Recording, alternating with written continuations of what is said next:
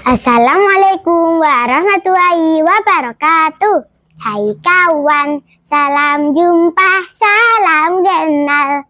Dari aku, anak yang bernama Saha.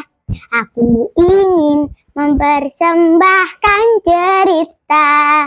Ini kisah tentang sebuah legenda.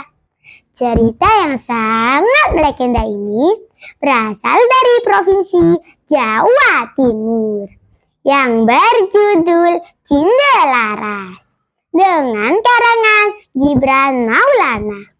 Pada zaman dahulu kala, pada masa kejayaan Kerajaan Jenggala, Raja Putra didampingi oleh seorang permaisuri yang sangat baik hati serta seorang selir yang dengki. Sang selir ingin sekali merebut posisi sang permaisuri. Ia pun bekerja sama dengan seorang tabib istana untuk memfitnah sang permaisuri.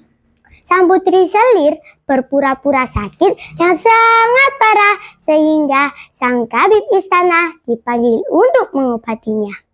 Tabib mengatakan bahwa ada racun yang terminum oleh sang putri selir. Sang tabib menuduh bahwa sang permaisuri adalah pelakunya. Sang baginda raja pun murka, lalu menyuruh sang patih untuk mengusir sang permaisuri dari kerajaan. Sang patih disuruh untuk membawa sang permaisuri ke dalam hutan untuk dibunuh. Sang patih melakukannya, tetapi sang patih tidak tega untuk membunuh sang permaisuri yang sedang mengambil tersebut. Ia hanya meminta maaf kepada sang permaisuri lalu meninggalkannya di dalam hutan sendirian. Bulan demi bulan pun berganti. Sang permaisuri memiliki anak laki-laki yang ia beri nama Cindelaras. Cindelaras tumbuh menjadi anak yang tampan dan cerdas. Pada suatu hari, saat Cindelaras sedang bermain, ada burung Raja Wali yang terbang dan menjatuhkan sebutir telur ayam. Cindelaras mengambil dan membawa pulang telur tersebut untuk ia rawat di rumah. 3 minggu kemudian, telur itu telah menetas menjadi anak ayam yang lucu. Cindelaras merawat ayam tersebut hingga ayam tersebut menjadi anak ayam jago yang besar dan tangguh. Tetapi anehnya, kokokan ayam itu berbeda dengan kokokan ayam lainnya. Kukuruyuk, tuanku Cindelaras, rumah di tengah alas, atapnya daun kelaras, ayahnya Raja Putra. Mendengar kokokan itu, membuat sang Cindelaras menanyakan siapakah ayahnya, di manakah ayahnya, dan mengapa mereka tinggal di dalam hutan kepada ibu baginda. Ibunya pun menceritakan apa yang sedang terjadi. Setelah mendengar cerita dari ibunya, Cindelaras tekad untuk mendatangi istana sang raja sambil ditemani oleh ayam jagonya.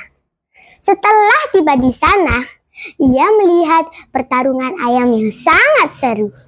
Karena Cindelaras membawa ayamnya, membuat salah satu rakyat kerajaan menantang ayam milik Cindelaras.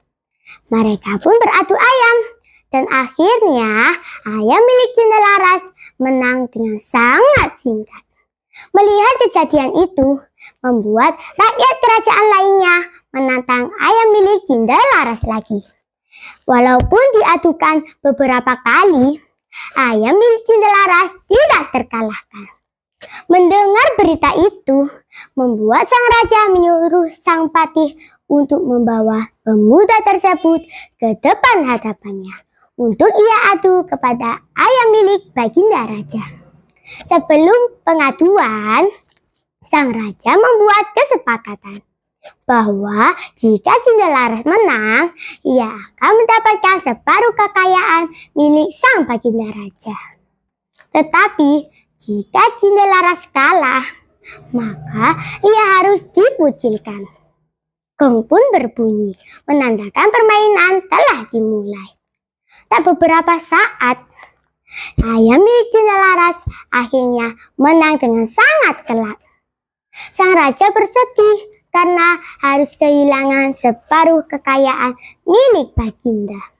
Ia mengakui bahwa ayam milik Cendalaras memang hebat. Setelah kemenangan itu, ayam milik Cendalaras berkokok dengan sangat aneh lagi.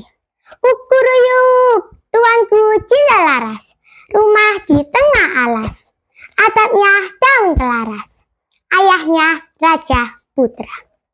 Mendengar kokokan itu, membuat sang raja menyadari bahwa yang ia tantang adalah anaknya sendiri. Dia pun langsung memeluk anaknya tersebut dan menjemput sang permaisuri yang ada di dalam hutan tersebut. Dan sang raja murka kepada sang putri selir. Sang putri selir pun dipenjarakan di penjara bawah tanah.